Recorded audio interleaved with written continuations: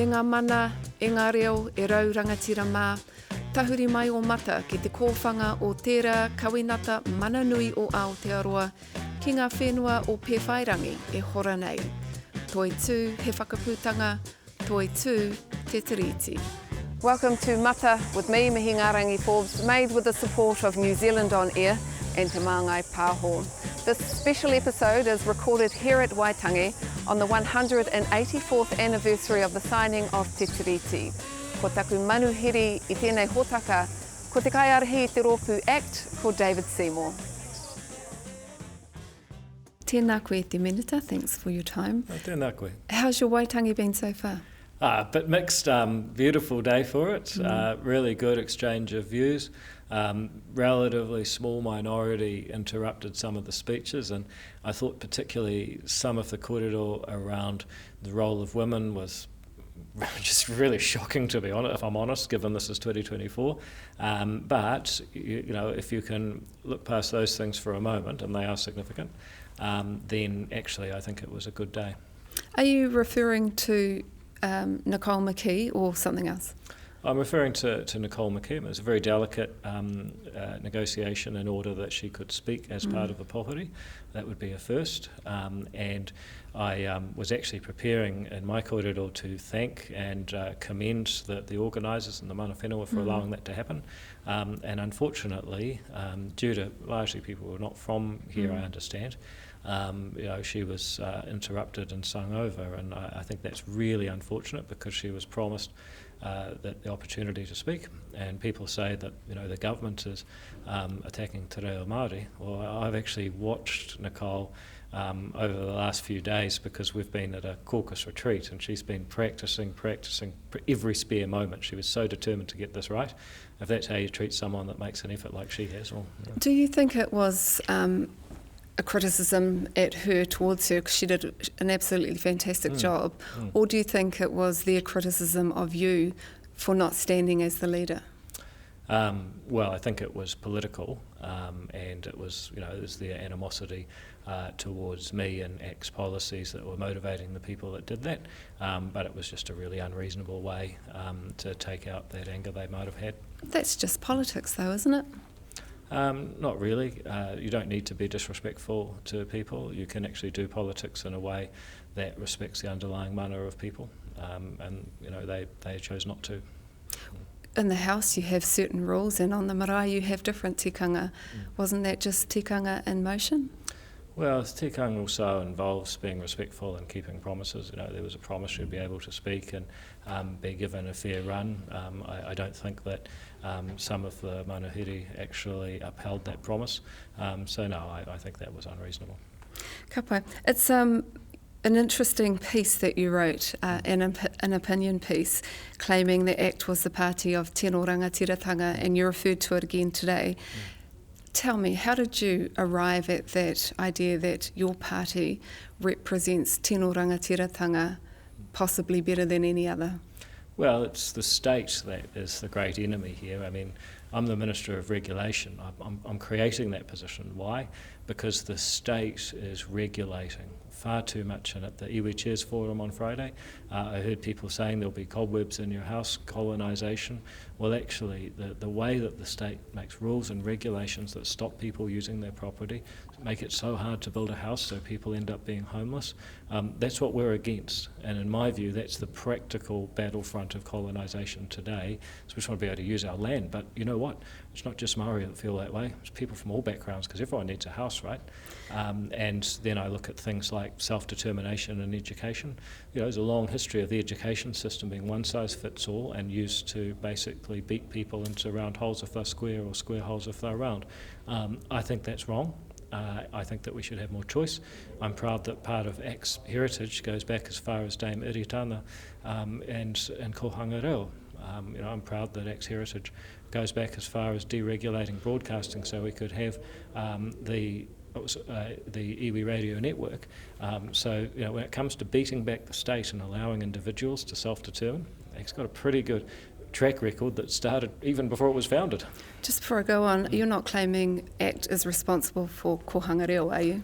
No, but Dame Iritana was a founding member of ACT, and she was. Yes, but you said and Kohanga Reo, so I'm just just trying to understand whether you are claiming kohanga reo. Well, I think anyone that listens to what I've just said, when I said we're responsible for these things even before we were founded, means that before the party existed in 1996, people that later became associated with ACT were involved in beating back the state, advancing Te Ture Rangatiratanga and giving people more choice.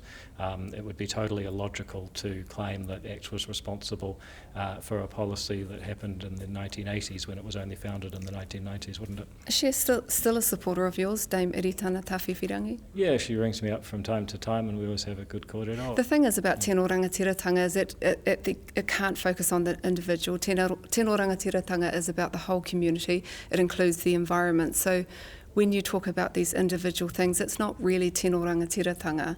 Says who? Says you.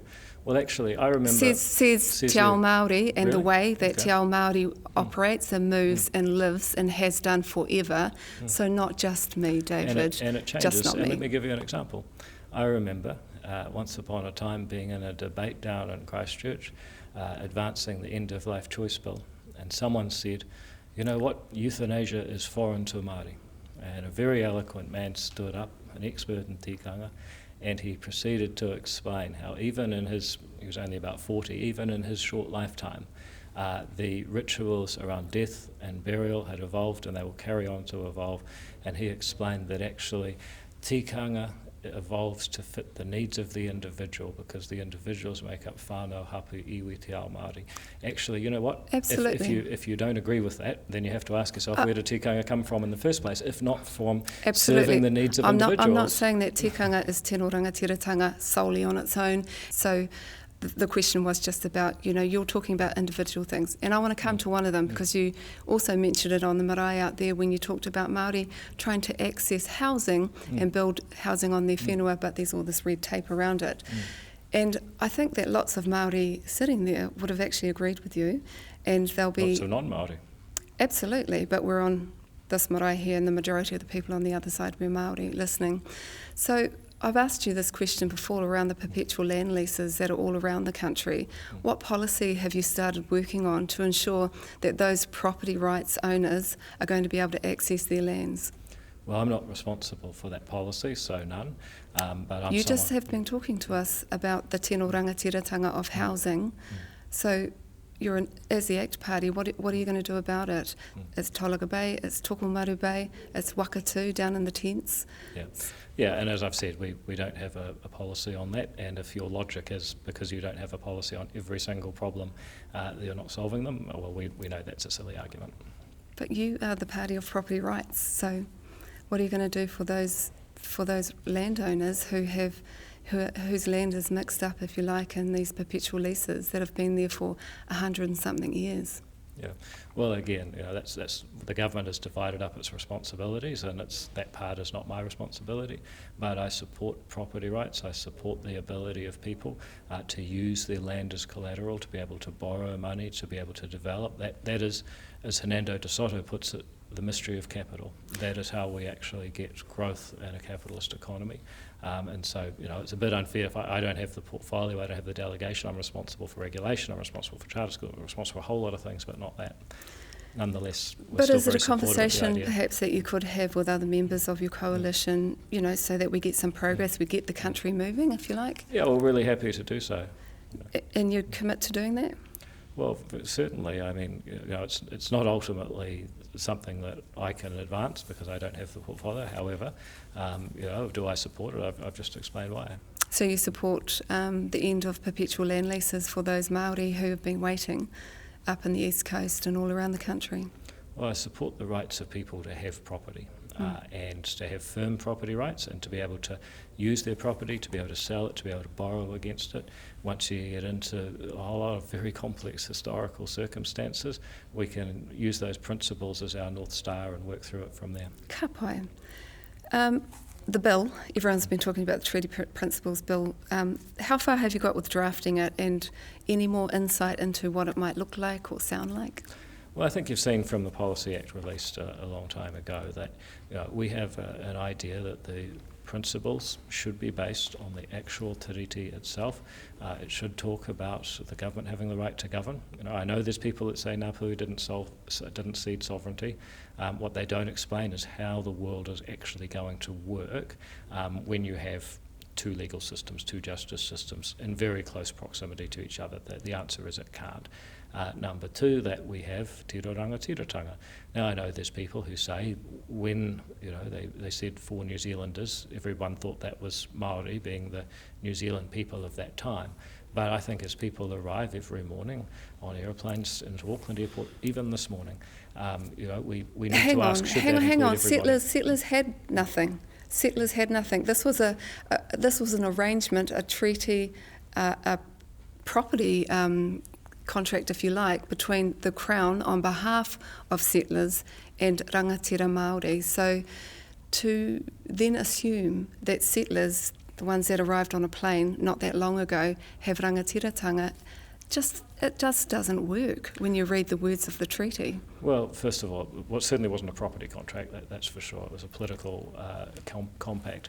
The Article 2 is a contract about property and rights and fisheries and land and rivers. It was a political compact that, among other things, said that your property rights would be upheld. That's totally different from a property contract. I think we've just got to be clear on these things. But on the other hand, here's my question. If you believe that the treaty in Article 2 did not extend Te Rangatiratanga to all people who live in these lands, then you've got to explain how you're going to have a functioning state with a different political status for different people. And I don't think there's a good example of that. There's lots of disastrous examples, but I don't think there's a good example of that anywhere in the world.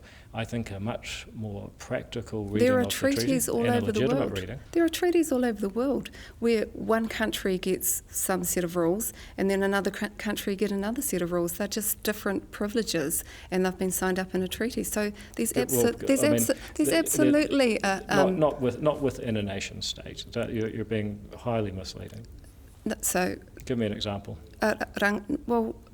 It's a treaty, so it's a group. There's two partners in the treaty. One's the Crown, right? And the other one, a rangatira. So there's nowhere else in the world where a society functions successfully having two standards of citizenship. You go to Malaysia, you go to South Africa, you ask people who have tried this.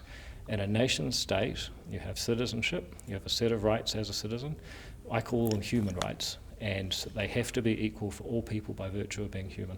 They're not two standards of citizenship. It's just Māori get to retain the contract that they signed with the Crown at the time. So, you keep talking about two races, but it's actually the Crown and Ngā Rangatira Māori, and it's not. It's as Annette Sykes says, isn't it? That she said it's different rights rather than special rights. Oh, different rights. Okay, that's a nonsense. You either have the same rights or you don't. We did a story recently on the failure of the yes vote in Australia, which attempted to have Indigenous rights included in their constitution. It failed, but more interestingly, the support for the vote flipped once campaigning began. I think it took about 6 months. And those Indigenous Australians are now warning Māori that the same groups are behind this referendum. Are they, do you think? Well, if you're about to go into the new Pizzagate of the left conspiracy theory, then I'll be real disappointed. What's that, the Pizzagate? That's some crazy conspiracy theory that Trumpists have in the US. The campaign in Australia had links to the Atlas Network, a network of think tanks which promote individual liberty and free enterprise, and it said that the network pushes opinion pieces in favour of free speech. Do the ACT Party have any links or connections to the Atlas group? No. Have you spoken or taken advice from them or any group associated with them about the treaty? So, recently... I can't believe you're doing this. I've read about this conspiracy theory and you're actually running it, but that's cool. Well, no, I'm just trying to understand it because we went to Australia and we analysed the Yes campaign over there, and we spoke with Indigenous people about their fears about what would happen in the referendum. And so when you consider... actually you and I spoke about it. You said that you had met Lord Hannon, and then the TPU, the Taxpayer Union, had invited you to come along, and he spoke about this treaty and the possibility of a referendum. So isn't that, in fact, these movements and these groups talking about our referendum? What, going along to meet someone who's a famous figure in world politics? What did he come to New Zealand for? I have no idea, but I was really you pleased. Were there. I was really pleased to have dinner with the guy. I mean, he's world famous as a politician. You get to meet him, hear what But he you went say. along to that function to listen to him, where he talked about the Magna Carta and the treaties. And oh my God, the Magna Carta. He did, Scandalous. Well, I'm not saying that that's scandalous. I'm just saying this is what he talked about. I listened to it online because it was posted by the TPU, and so he talked about that, and he talked about the danger of the misinterpretation of treaties and what they meant. And and he also says what you say is that the judiciary is getting too involved, or they're making the interpretation of it is too wide. You do know that people have had concerns about judicial activism all over the world for all sorts of reasons for hundreds of years, right? No, I don't. You're trying to, and you're trying to say that this is somehow some crazy conspiracy theory. I mean, come on. No, I'm just asking the question. I'm asking whether you know if there's any kind of connection. So you're answering there is no connection? I've told you there's no connection. Yeah. How about? I'm just disappointed in you for picking up a known conspiracy theory that several people have sent to me, and I never thought I'd get asked about it by you, but hey, you go. Well, so my role is to ask questions on behalf of other people, and Mata also work out what's quality information, what's not. But anyway, you go. Well, Mata is a program that looks at things through an Indigenous lens, and so when we have discussions and talk to people in Australia... I don't think being Indigenous is an excuse for low-quality debate. I mean, no. Yeah. Okay. I guess the thing that has been missed by refusing to acknowledge that the treaty signed by partners like Māori and the Crown is the gaping gap between the inequality between Māori. So I was wondering... have you got any ideas, say for example in your portfolio, which is now Associate Justice, of how to start reducing the prison population? So if you've looked at my delegation letter for Associate Justice, I'm Associate Justice purely for the purpose of the Treaty Principles Bill, so that would be unusual that I'd be engaged in that sort of policy work. However, just generally then, okay. anything? So if you want to ask about policy? other portfolios... Just generally, if you look, Māori are overrepresented in almost every statistic, one that might sit inside a portfolio of yours, if you could talk us through. On average, and let me get to that, but let me just pull you up on that. On average, that means that while Māori may be poorly represented in statistics on average, don't forget there's a lot of Māori doing very well who don't need to be assumed to be doing poorly. And let's just talk about the average though, because the average is what matters, doesn't it? Because when you're talking about Māori children are overrepresented in hospitalisations for rheumatic fever and stuff, of course it's not me, it's not my children, and it's not going to probably be yours. But it is. There is, on average, there is a larger number of Māori that are turning up at A&Es with rheumatic fever. So how do we reduce that? Because if you're the party that's going to have a fairer New Zealand for all New Zealanders. Well, can we just finish this point? Because you say average matters.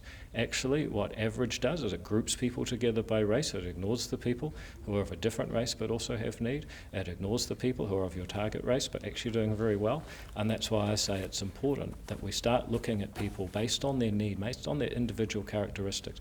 If you want to categorize people by race, if you think the most important characteristic of a person that you're going to do your averages by is race, then by definition you're a racist. You're a person who thinks that race matters more than anything else. So it's actually an important point. Second issue, we have massive amounts of need and disadvantage in education. I'm responsible for partnership schools, kura horua. We've talked about that extensively. I'm responsible for regulation. I believe that making it easier to build a home in this country is going to do more for Māori than anyone else, because on average it's Māori who are further behind in housing stats. Coming back to when you referred to me as racist in health.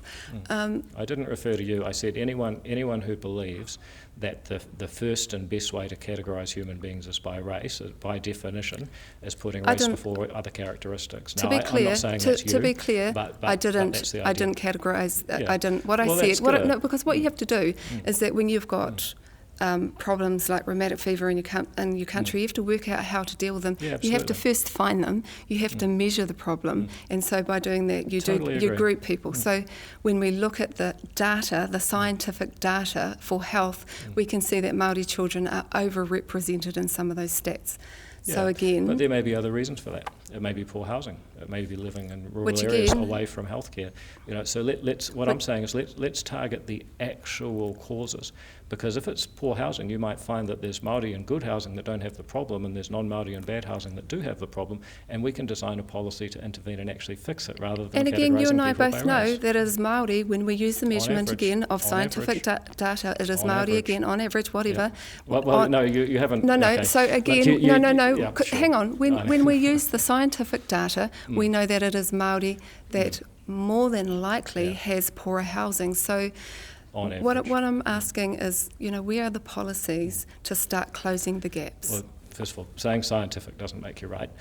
Second of all, we talk extensively about our housing policy. We've got a huge amount of work that we need to do there. We need to make it easier to fund and finance infrastructure. We need to replace the Resource Management Act, use something that's based on property rights instead of the council. And this is what I would say is colonisation, the council making a plan for the whole district about what you can do. So, there's just two ideas, and then you get into building materials. It needs to be seriously deregulated. At the moment, we pay too much for building and materials. We don't innovate in the way, this is easy. We talk about this stuff all the time. There's no question that we will make it easier to build homes, and if we don't, then it won't be for having good policies or trying very hard.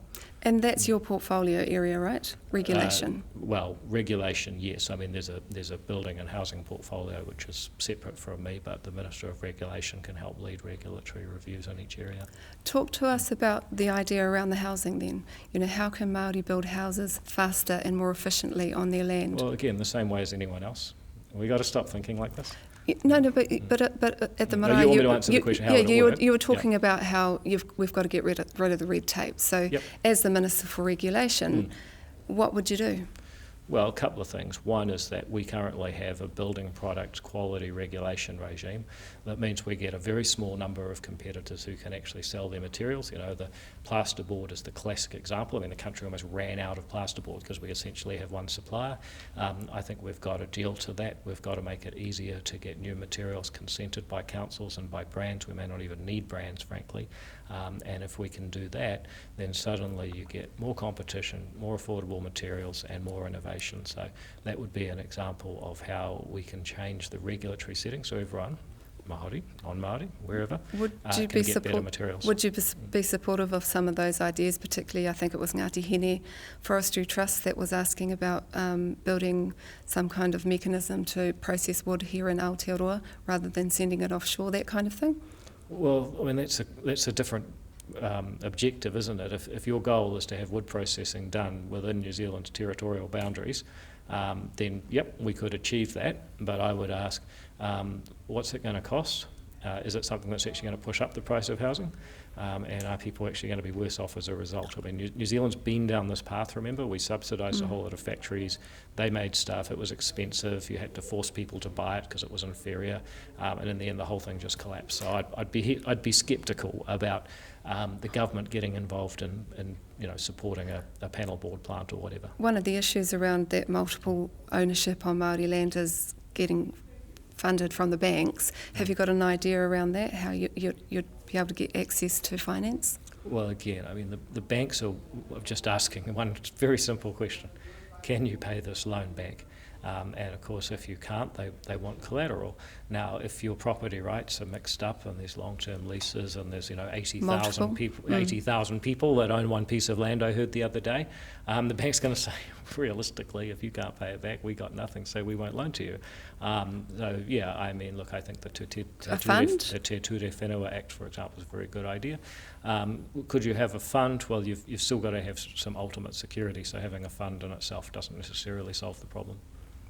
So what's an idea then? Because that is actually the problem, is that when you own multiple lands, you can't get loans. Well, I think you've got to advance Te Ture Whenua and actually allow people to get some title, to simplify who has rights if you haven't had an input or an involvement for a very long time. Maybe you're trying to tell them something, and then all of a sudden you find that there's fewer people with an interest and you can make decisions more easily.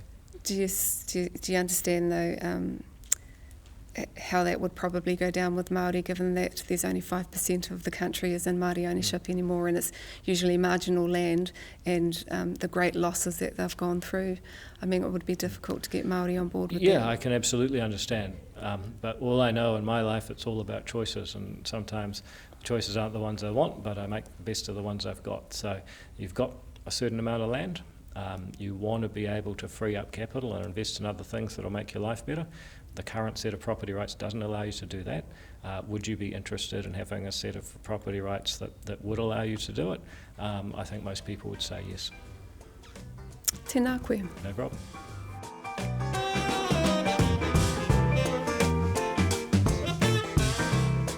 Ko tau te puehu I runga I a Waitangi mō tēnei tau.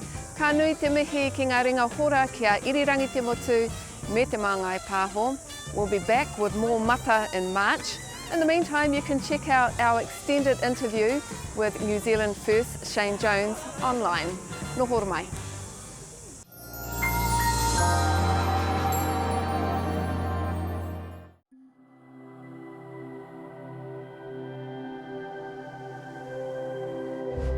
Ko te reo, te take.